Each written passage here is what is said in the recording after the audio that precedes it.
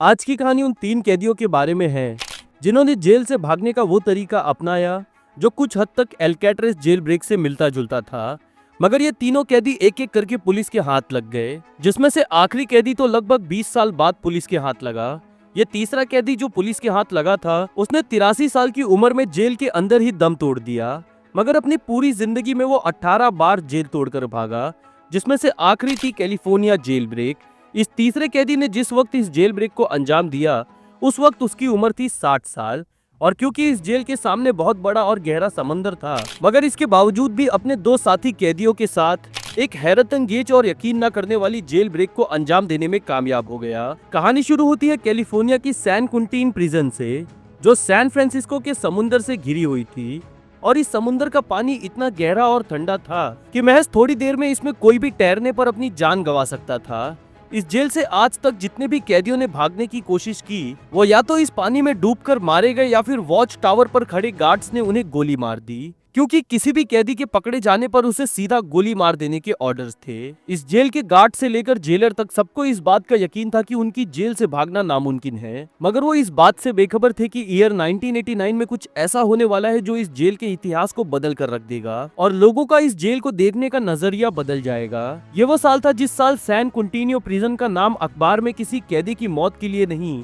बल्कि एक अविश्वसनीय जेल ब्रेक के लिए छापा था, जिस पर किसी के लिए भी यकीन करना नामुमकिन था। तो आखिर कौन था इस पूरी जेल का मास्टरमाइंड? कैसे ये तीनों कैदी इतनी हाई सिक्योरिटी जेल से भागने में कामयाब हुए और कैसे ये तीनों दोबारा पुलिस के हाथ लगे? ये जानकर आप ये सोचने पर मजबूर हो जाएंगे कि इंसान अगर चाहे तो वो कुछ भी हासिल कर सकता है। इस पूरी जेल ब्रेक के मास्टरमाइंड का नाम था फॉरेस्ट टकर, जो पेशे से एक बैंक रॉबर था और इसी वजह से वो कई बार जेल गया था, मगर हर बार वो जेल से भागने में कामयाब हो गया। हालांकि टकर ने बाद में खुद ये कबूल किया कि आज तक उसने जितनी भी जेल ब्रेक्स को अंजाम दी है, उसमें से कैलिफोर्निया जेल ब्रेक उसकी सबसे बेहतरीन और सबसे काबिले तारीफ जेल ब्रेक थी। सैन क्विंटीनियो प्रिजन अपने आप में ही एक बहुत ही खतरनाक जेल थी, जहां हर दिन लड़ाई झगड़े और खून खराबा होता था। और यहाँ कैदी महज अपने सर्वाइवल के लिए नहीं लड़ते थे, बल्कि हर कोई जेल में अपना दबदबा बनाना चाहता था। ये जेल पूरी तरह मर्डरर्स, चोरों और रेपिस्ट से भरी हुई थी और साथ ही साथ यहाँ पूरे अमेरिका के सबसे खतरनाक कैदियों को रखा गया था, जिसकी वजह से यहाँ की दीवारों को 20 फीट ऊंचा बनाया गया था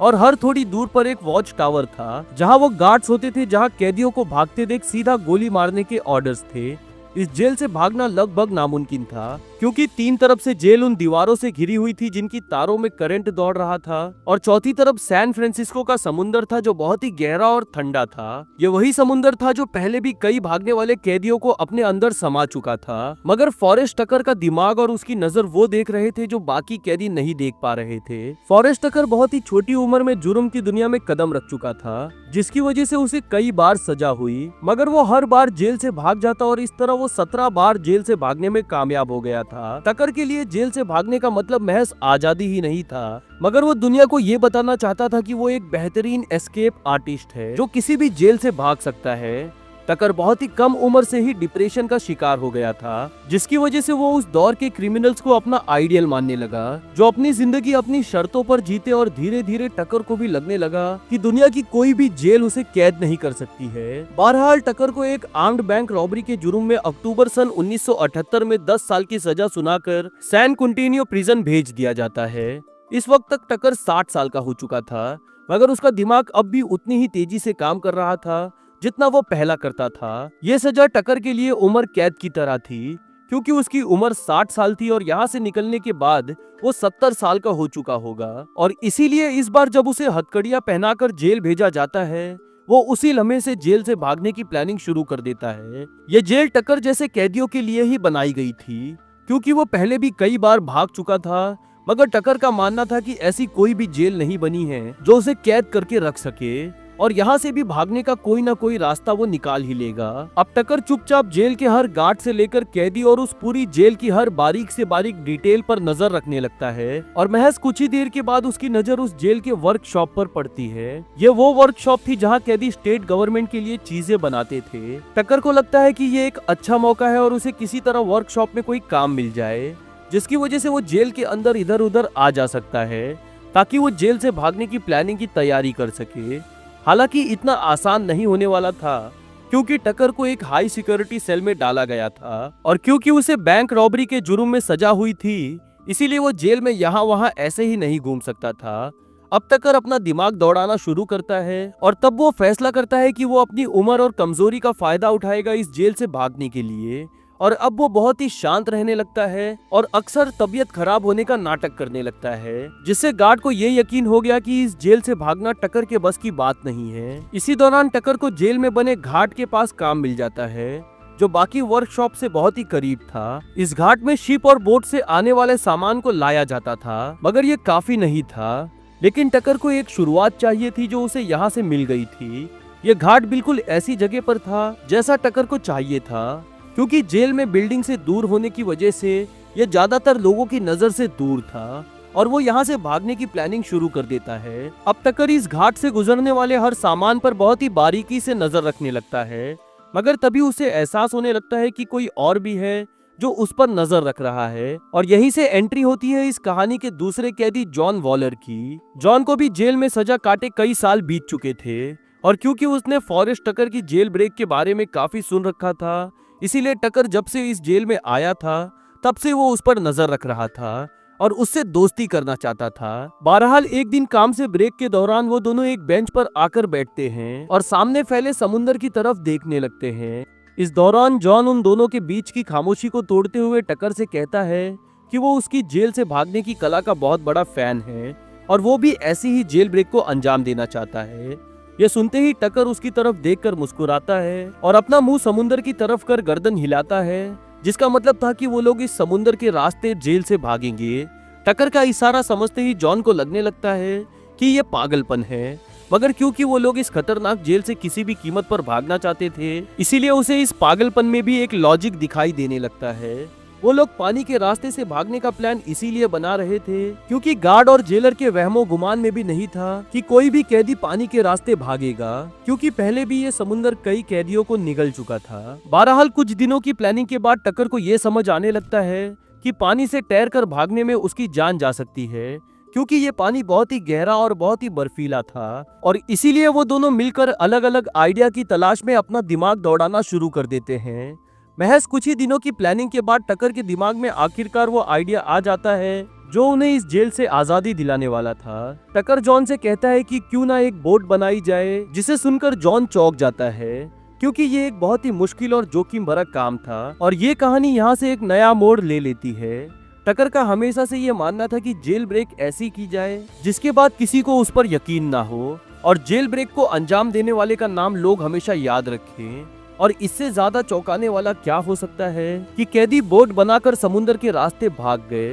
बहरहाल उन दोनों में ये तय होता है कि वो एक बोट बनाएंगे और इसी रास्ते से जेल से भागेंगे, मगर उनके सामने अभी भी कई मुश्किलें आना बाकी थी। हालांकि जॉन पहले से ही जेल की वर्कशॉप में काम करता था और वो वहां मौजूद सभी औजारों का इस्तेमाल बहुत ही आसानी से कर सकता था, मगर उनके सामने जो सबसे बड़ा चैलेंज था वो था इस प्लान को सीक्रेट रखना। सैन कंटिन्यू प्रिजन के सामने जो समुंदर था वो पैसिफिक ओशन था और उनके सामने सबसे बड़ी परेशानी ये थी कि समुंदर की लहरें बहुत ही बड़ी थी और अगर वो अपने भागने और इन लहरों की टाइमिंग को सही से मैच नहीं करेंगे तो ये लहरें उन्हें दोबारा जेल के किनारे तक पहुंचा देगी, जहां मौजूदा गार्ड्स उन्हें गोली मार देंगे। अब उनके सामने कई सवाल खड़े थे, जिसमें सबसे पहला सवाल था कि वो बिना किसी की नजर में आए ये बोट समुद्र तक कैसे लेकर जाएंगे। दूसरा सवाल ये था कि जब वो कैदियों के यूनिफॉर्म पहनकर बोट से भागेंगे तब वो लोगों की नजर से कैसे बचेंगे। मगर टकर ने सभी मुश्किलों का वो रास्ता निकाला जिसके बारे में ना तो किसी ने सुना और ना ही सोचा। टकर इस पूरे प्लान में हर कदम बहुत ही सोच समझकर बढ़ा रहा था, क्योंकि वो बहुत ही अच्छी तरह जानता था कि अगर ये प्लान फेल हुआ तो उसे अपनी बची हुई जिंदगी जेल में बितानी पड़ेगी। जैसे जैसे टकर का प्लान आगे बढ़ता जा रहा था वैसे उसे ये एहसास होने लगा था कि उसे इस प्लान में जॉन के अलावा और एक कैदी की जरूरत पड़ेगी। वो एक ऐसे कैदी को अपने प्लान में शामिल करना चाहता था जिसका दिमाग तेज हो और वो हर चीज पर नजर रख सके। और यहीं से इस गैंग के तीसरे कैदी की एंट्री होती है जिसका नाम था विलियम मैगर्ग। विलियम एक 38 साल का कैदी था जो बैंक रॉबरी और जेल से भागने के जुर्म में सजा काट रहा था। विलियम भी टकर की तरह पहले भी जेल को तोड़ चुका था और सन 1970 में वो कुछ कैदियों के साथ मिलकर सैन फ्रांसिस्को जेल की टॉयलेट्स को चोक कर देता है और उसी गड़बड़ में वहां से भाग निकलता है। विलियम को अपने प्लान में शामिल करना एक बहुत ही बड़ा रिस्क भी हो सकता था,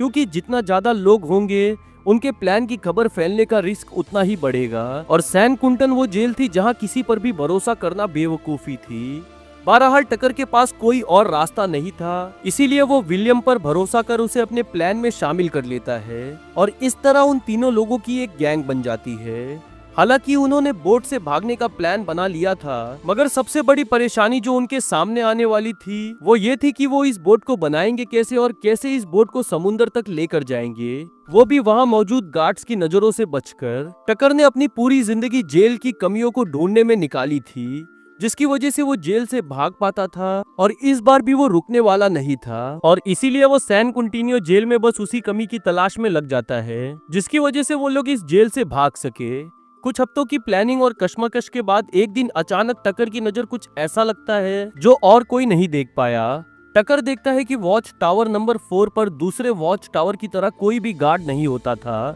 जो कैदियों और जेल पर नजर रख सके। इस वॉच टावर को खाली रखने के पीछे की वजह ये थी कि जेल अथॉरिटीज का मानना था कि ये एरिया बिल्कुल सेफ है, क्योंकि ये एरिया समुद्र के पास था और उनके मुताबिक पानी के रास्ते कोई भी इस जेल से नहीं भाग सकता। ये खाली वॉच टावर देखने के बाद टकर के दिमाग में बस एक ही बात घूम रही थी और वो ये थी कि वो लोग इस वॉच टावर के नीचे से बोट को पानी तक ले जा सकते हैं और जब तक दूसरे वॉच टावर के गार्ड की नजर उन पर पड़ेगी वो लोग इस जेल के किनारे से दूर निकल जाएंगे। बहरहाल अब उन्हें शुरुआत करनी थी एक बोट बनाने की, मगर इतनी हाई सिक्योरिटी जेल के बीचों बीच बोट बनाना कोई बच्चों का खेल नहीं था और यहीं पर काम आता है जॉन, जो इस गैंग का दूसरा कैदी था। जॉन जो कि जेल की वर्कशॉप में काम करता था और ये सभी वर्कशॉप हर तरह के औजारों से भरी पड़ी थी, क्योंकि यहाँ यूएस गवर्नमेंट के ऑफिसर के लिए फर्नीचर और सामान बनता था। इस वर्कशॉप में काम करने वाला हर वर्कर इन औजारों का इस्तेमाल कर सकता था और लगातार 9 दिनों तक जॉन हर उस औजार को जमा करने लगता है जिसकी जरूरत उन्हें पड़ने वाली थी। जॉन ने जो सामान इस वर्कशॉप से जमा किया उसमें कुल्हाड़ी, लकड़ी के टुकड़े, सनमाइका और बड़ी बड़ी कीलें शामिल थी। क्योंकि इन सभी वर्कशॉप में सारा सामान बहुत ही ज्यादा होता था, इसीलिए सामान गायब होने का किसी को भी पता नहीं चलता था। मगर सबसे बड़ा रिस्क जो उनके सामने था वो ये था कि वो इस बोट को कहां और कैसे बनाएंगे। उन्हें अब एक ऐसे जगह को ढूंढना था जहां छुपकर वो इस बोट को बना सके, क्योंकि अगर किसी को भी इसके बारे में भनक भी लग गई तो उनकी सजा बढ़ा दी जाएगी और उन्हें अपनी सजा से भी ज्यादा वक्त इस जेल में गुजारना पड़ेगा। उन्होंने एक 14 फीट की लंबी बोट बनाने का फैसला किया जो वो सनमाइका शीट की मदद से बनाने वाले थे और आखिर जॉन वर्कशॉप के कोने में वो जगह ढूंढ लेता है जहां वो इस बोट को बना सकेंगे। ये कोना वर्कशॉप के काफी अंदर के हिस्से में था जहां अंधेरा होता था और वहां कोई आता जाता नहीं था और यहीं से टकर और जॉन इस प्लान को 2 हिस्सों में बांट देते हैं। प्लान का पहला हिस्सा था कि इस बोट को बनाने के दौरान जॉन रेडियो को तेज आवाज में चलाएगा जिससे ठोका पीटी की आवाज को दबाया जा सके, मगर साथ ही साथ उसे बहुत चौकन्ना भी रहना था, क्योंकि हर 2 मिनट के बाद उसे ये भी चेक करना होगा कि कोई गार्ड उसकी तरफ तो नहीं आ रहा। ये एक बहुत ही जोखिम भरा काम था जिसमें जॉन के हाथ 15 से ज्यादा बार ब्लेड्स और टूल से कटे। मगर जैसे जैसे ये बोट एक आकार लेने लगी जॉन की टेंशन और परेशानी और ज्यादा बढ़ने लगी। अब ये बोट जितनी बड़ी होती जा रही थी इसे छुपाना उतना ही मुश्किल होता जा रहा था, क्योंकि एक 14 फीट लंबी बोट को वर्कशॉप में गार्ड्स के बीच नहीं छुपाया जा सकता था। अब उन्हें ये एहसास होने लगा कि अगर वो इस प्लान को कामयाब बनाना चाहते हैं तो उन्हें जल्द से जल्द इस प्लान को अंजाम देना होगा और इसीलिए टकर जॉन से कहता है कि वो महज 1 हफ्ते के अंदर ही इस बोट को तैयार करे। जहां जॉन बोट बनाने का काम कर रहा था वहीं टकर जेल के अंदर गार्ड और कैदी पर नजर रख रहा था ताकि किसी भी होने वाले खतरे से पहले ही बचा जा सके। और गैंग के तीसरे मेंबर विलियम का काम था कि वो समुद्र में उठने वाली लहरों पर नजर रखे। इसी दौरान विलियम जेल में आने वाले लोकल न्यूज़पेपर से टाइड रिपोर्ट चुरा लेता है जिससे उन्हें पता चल जाता है कि समुद्र में उठने वाली लहरें किन दिनों में ज्यादा और किन दिनों में कम होती हैं। और आखिर वो जो तारीख चुनता है वो थी 9 अगस्त सन 1979। और ये वो तारीख थी जो महज 9 दिनों के बाद आने वाली थी। इस तारीख को टाइड रिपोर्ट के हिसाब से समुद्र में लहरें बहुत तेज होने वाली थी और उन्हें ये दिन इसीलिए चुना था ताकि वो अपनी बोट को तेज लहरों के बीच ले जा सके, जिसकी वजह से उनकी बोट ग्राउंड से ना टकराए और लहरों के साथ अपने आप आगे निकल जाए। इस तारीख को चुनने के पीछे की एक और बड़ी वजह थी और वो ये थी कि 9 अगस्त को कैलिफोर्निया में मरीन काउंटी याच क्लब डे मनाया जाता था, जिसमें बहुत सारे लोग अपनी बोट्स को लेकर समुद्र में निकलते हैं और ये एक तरह का बोट शो होता है। इसका साफ मतलब था कि जिस दिन वो लोग बोट से भागने वाले थे उस दिन समुद्र में और भी बहुत सारे लोग अपनी बोट्स को लेकर आने वाले थे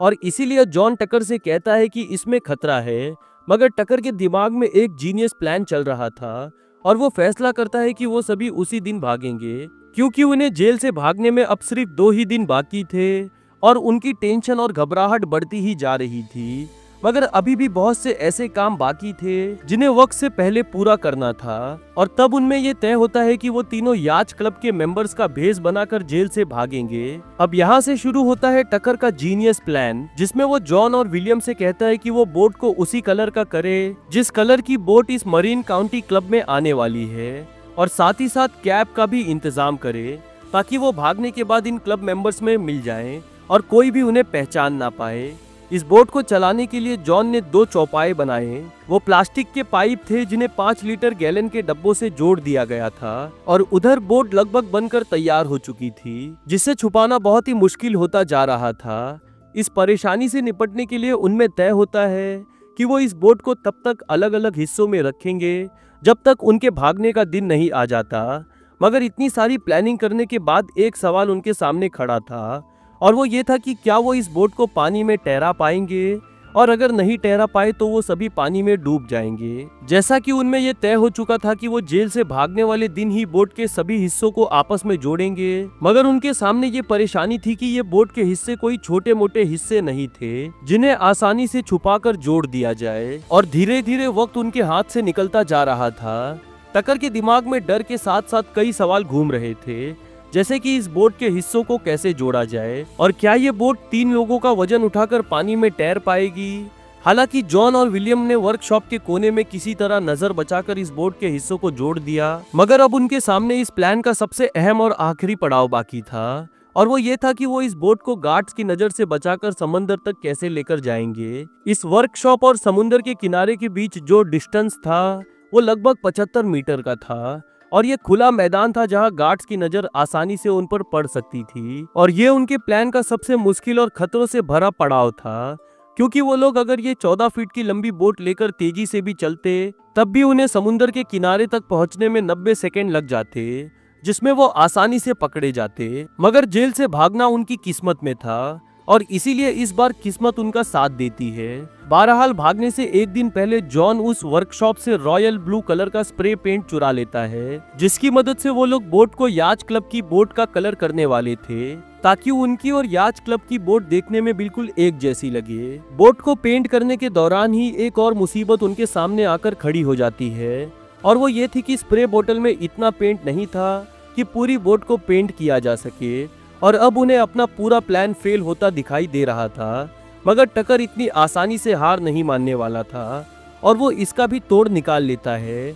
टकर जॉन और विलियम से कहता है कि वो बोट को बस उसी साइड से पेंट करे जिस साइड से गार्ड्स की नज़र उन पर पड़ सकती है, और क्योंकि पेंट कम था इसीलिए वो आखिर में बचा हुआ पेंट से अपनी कैदियों वाली कैप और यूनिफॉर्म को भी कलर कर देते हैं, जिससे उनके कपड़ों से लेकर बोट तक याच क्लब के मेंबर से मैच हो जाएं। और सबसे ज्यादा चौंकाने वाली बात तो ये थी कि उनका ये आइडिया काम कर गया। अब उन्हें दूर से देखने पर कोई भी धोखा खा सकता था और उन्हें यही लगता कि ये याच क्लब के मेंबर से जो पानी में अपनी बोट्स चला रहे हैं। टकर ये बात बहुत ही अच्छी तरह जानता था कि ये बोट उनके जेल से भागने के बाद पुलिस के हाथ जरूर लगेगी, इसीलिए वो गार्ड्स को चिढ़ाने और अपनी छाप छोड़ने के लिए बोट पर रबड़ डब डब लिखवाता है। ये एक नर्सरी राइम थी जिसका मतलब था कि एक टब में 3 आदमी, और वो इस स्लोगन के जरिए गार्ड को ये मैसेज देना चाहता था कि वो 3 लोग उनकी नाक के नीचे से बोट में बैठकर गायब हो गए। आखिरकार 9 अगस्त सन 1979 का दिन आ जाता है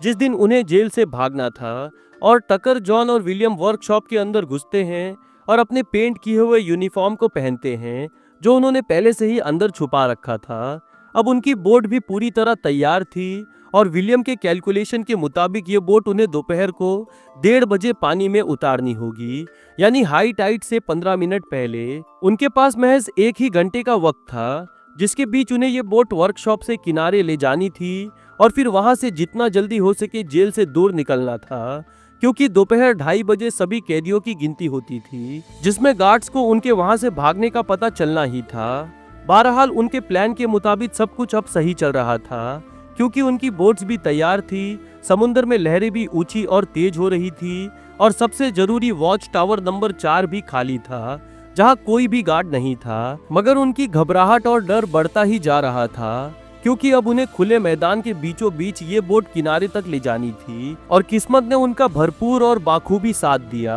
हालांकि वॉच टावर नंबर 4 बिना गार्ड के खाली रहता था, मगर इस जेल में हर कैदी की आंखें भी चौकन्ना रहती थी, क्योंकि हर कोई जेल से भागने के मौके की तलाश में ही था और अगर वो लोग गार्ड की नजर से बच भी जाते तो उन्हें कैदियों के नजर में आने का खतरा था, जो किसी भी पल जेल के गार्ड को खबर दे सकते थे। टकर और जॉन एक बहुत ही बड़ी कशमकश में फंस गए थे, क्योंकि उन्हें लग रहा था कि वो जैसे ही बोट को वर्कशॉप से बाहर निकालेंगे उन्हें कोई देख लेगा और वो लोग पकड़े जाएंगे। मगर तभी कुछ अजीब और अनोखा होता है। इसी दिन एक डिलीवरी ड्राइवर अपने ट्रक को वर्कशॉप के पास खड़ा छोड़कर दूसरे वर्कशॉप के पास चला जाता है, क्योंकि उसे वहां कुछ सामान डिलीवर करना था। इस ट्रक को खड़ा देख टकर की आंखों में एक चमक आ जाती है और तब उसके दिमाग में वो जीनियस आइडिया आता है जिसकी वजह से वो लोग इस जेल से भाग निकले। टकर जॉन से कहता है कि वो ट्रक के पास जाकर देखे कि उसमें चाबी लगी है या नहीं, और इत्तेफाक से ड्राइवर ट्रक में चाबी लगाकर छोड़ गया था। ये पता चलते ही टकर जॉन और विलियम से कहता है कि वो इस ट्रक को एक कवर के तौर पर इस्तेमाल करेंगे,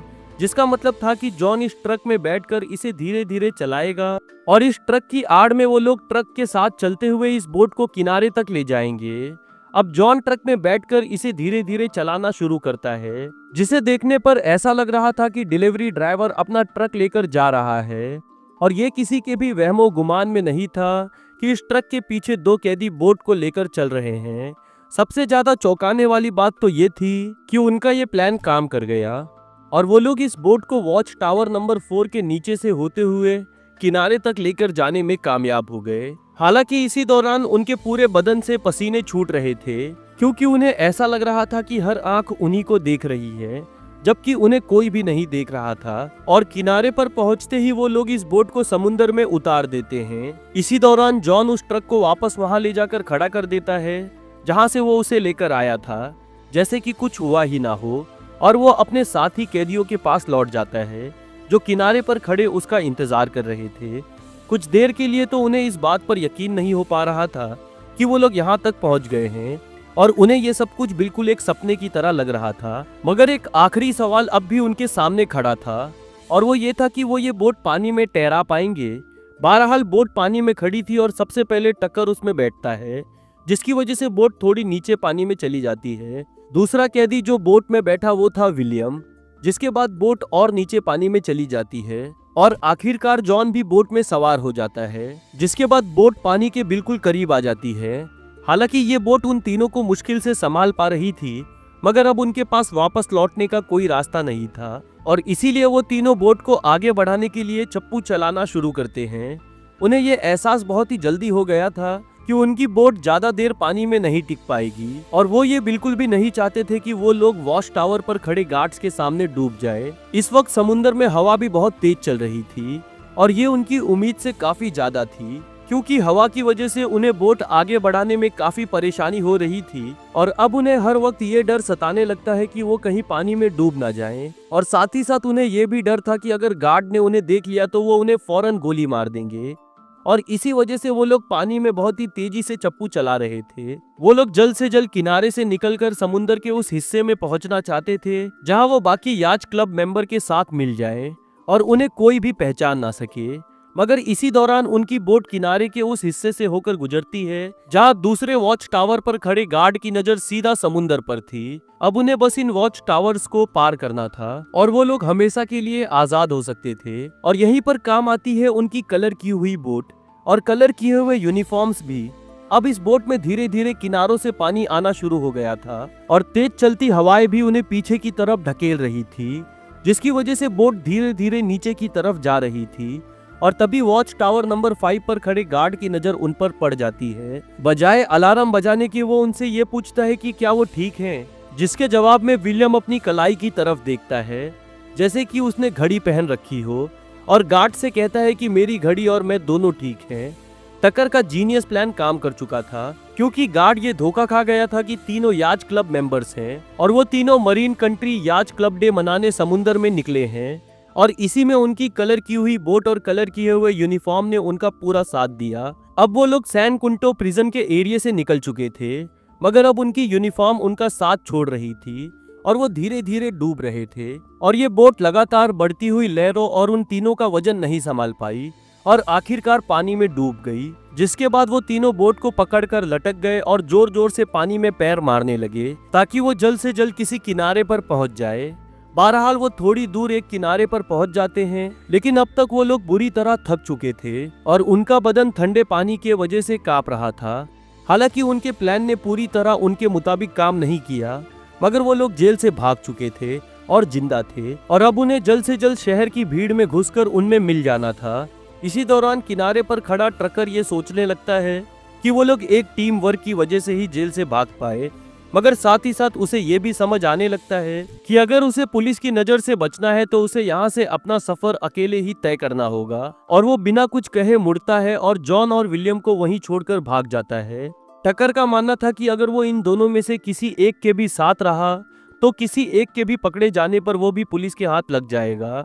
टकर को अचानक भागता देख जॉन और विलियम चौंक जाते हैं, मगर वो पीछे मुड़कर नहीं देखते हैं और उनकी नजरों से गायब हो जाते हैं। सैन कुंटिनियो प्रिजन से भागकर टकर ने अपनी लिस्ट में एक और जेल ब्रेक शामिल कर लिया था और ये उसकी लिस्ट का 18वां जेल ब्रेक था, जिसकी वजह से लोग उसे प्रिजन एस्केप आर्टिस्ट के नाम से जानने लगे। उधर जॉन किनारे से होते हुए लैक्स पर फेरी टर्मिनल पहुंचता है और वहां से बाहर आकर एक कैब में बैठ जाता है। कैब ड्राइवर उससे पूछता भी है कि वो पूरी तरह गीला कैसे हुआ, जिसके जवाब में जॉन उसे बताता है कि उसकी बोट डूब गई और वो किसी तरह बचकर बाहर निकला है। तीसरे कैदी विलियम के बारे में कोई नहीं जानता है कि वो कहाँ गायब हो गया और बहुत सारी मरीन काउंटीज आसपास होने की वजह से वो तीनों शहर की भीड़ में गायब हो गए। हालांकि वो तीनों जेल से भागने में कामयाब हो गए थे, मगर उनकी ये कामयाबी ज्यादा वक्त तक उनके लिए नहीं टिक पाई और वो एक एक करके पुलिस के हाथ लगते चले गए। अब 9 अगस्त सन 1979 के 2:30 बज चुके थे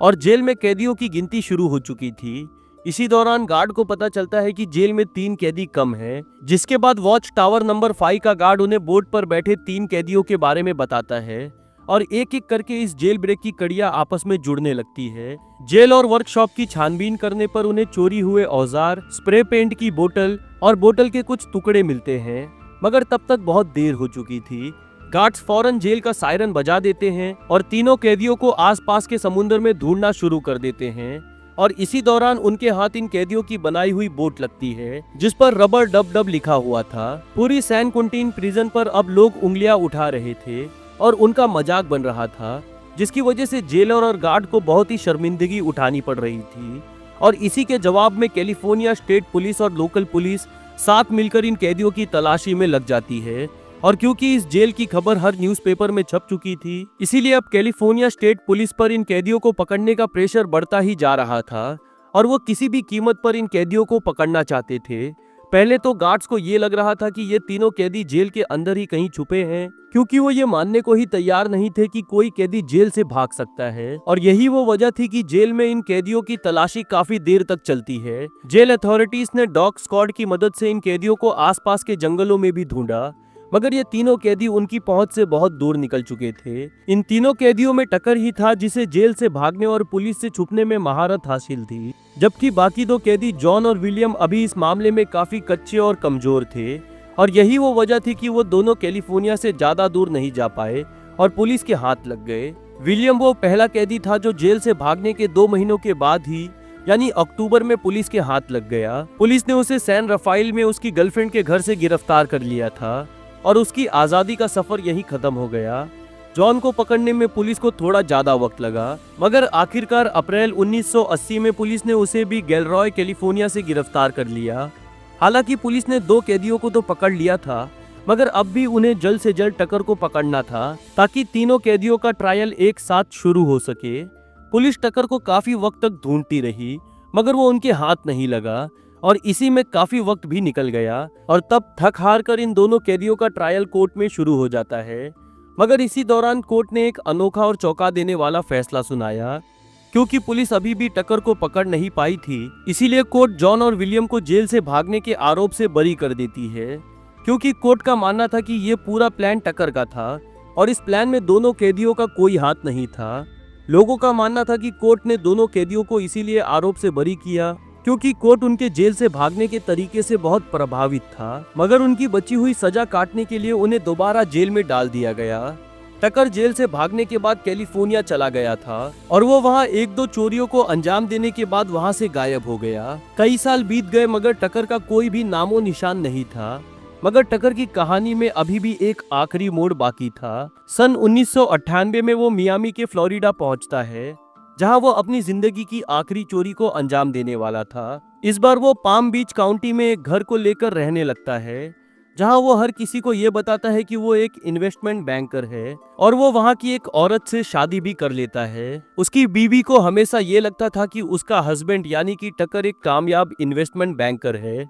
मगर वो इस बात से बेखबर थी कि टकर एक बहरूपिया है और चोरी को अंजाम देने वाला है। टकर को भी लगने लगता है कि अब वो और ज्यादा लोगों से झूठ नहीं बोल पाएगा और आखिरकार इस बार वो फिर से एक बैंक में लूट को अंजाम देता है, मगर इस बार किस्मत उसका साथ नहीं देती है और वो पुलिस के हाथ लग जाता है। इस वक्त तक टकर की उम्र 80 साल हो चुकी थी और उस पर आर्म्ड बैंक रॉबरी का मुकदमा दर्ज कर उसे गिरफ्तार कर लिया जाता है और इस तरह जेल से भागने के 20 साल बाद वो दोबारा पुलिस के हाथ लग चुका था। बहरहाल 2 साल चले ट्रायल के बाद कोर्ट उसे अक्टूबर सन 2000 में 13 साल की सजा सुनाती है। क्योंकि उसकी सेहत दिन ब दिन खराब होती जा रही थी, इसीलिए कोर्ट उसे फेडरल मेडिकल सेंटर भेजती है, जहां उसका इलाज भी होता रहे और साथ ही साथ वो अपनी सजा भी काट सके। अपनी सजा काटने के दौरान टकर को कई बार दिल का दौरा पड़ता है और आखिरकार 19 मई सन 2004 में उसने जेल में ही दम तोड़ दिया। ये थी कहानी उस शातिर और चालाक कैदी की